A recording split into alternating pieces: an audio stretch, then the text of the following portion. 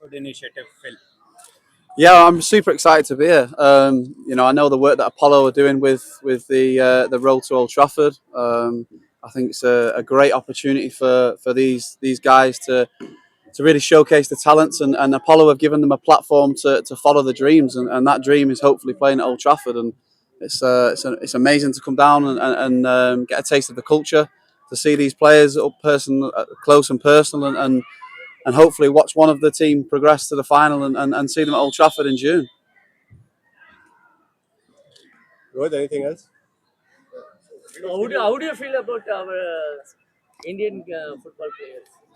Yeah, I think that like I said before, what Apollo are doing is giving these players a platform to showcase the talent on a better level. And I think by doing that and seeing these little programs all over India, I think then hopefully in 10 years' time, because it will be a long process, but hopefully over time you'll see these players grow, and hopefully you'll see them in England, in the leagues in England, and that's got to be the goal, that's got to be the aim. And it might take 5 years, it might take 10 years, but while we're arranging these events like Apollo have put on, and allowing these players to showcase their ability and the talents, then hopefully slowly but surely we'll begin to see India football, grow.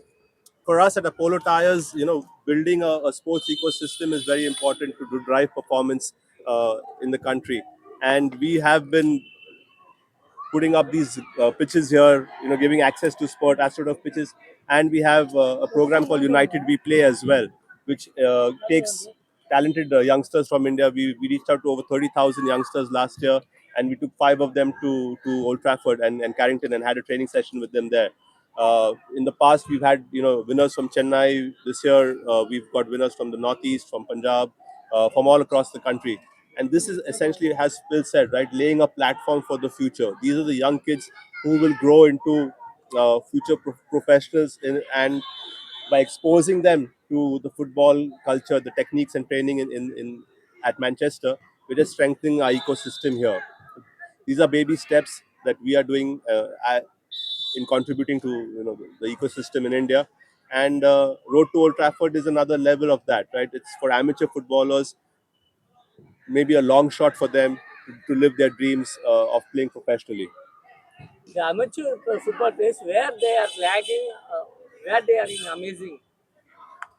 I don't think it's not about lagging. It's about over a period of time we have seen football in India develop, right? And the guys who are playing here, I won't say kids because all of them are 18 plus. The young adults who are playing here have probably just come a little late to the development of what has happened, to benefit from the development that has happened over the last few years in Indian football. Um, so it's a process. There's nothing. It's all about timing and getting there at the right time. I think when you see how big cricket is over here in the IPL is crazy.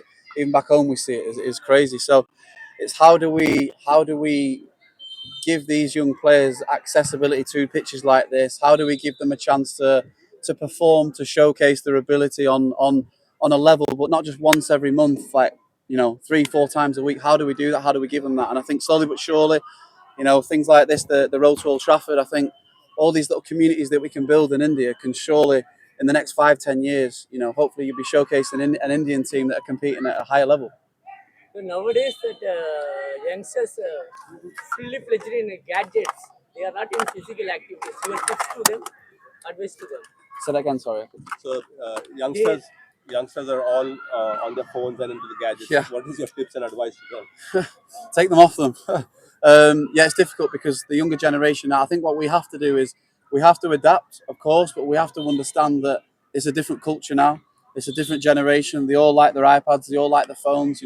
they won't watch a full game of football now, or they won't watch a full game of cricket. What they'll do is they'll go on Twitter or Instagram and they'll look at the highlights in 30 seconds and see all the highlights. So how do we get them to watch the full game? How do we get them to engage properly? And I think by putting communities on like this, I think you've got and facilities, I think you've got a greater chance of attracting those young players. Just to add to that, right? We all say that the kids are addicted to their mobile phones, right? And that's because we are giving them the phones at a very young age in their hands. It's our responsibility to get them addicted to sports. So get them out to play at a young age. Get them to the pitches, right? It's the parents' responsibility to get them out to pitches like this or to the playgrounds wherever and let them play. Let them play football, running, cricket, whatever it is. But if you get them addicted to sport, then they'll stay addicted to sport. Like Phyllis told me how addicted he was and how driven and how focused he was from a very young age. So nothing could take him away from that.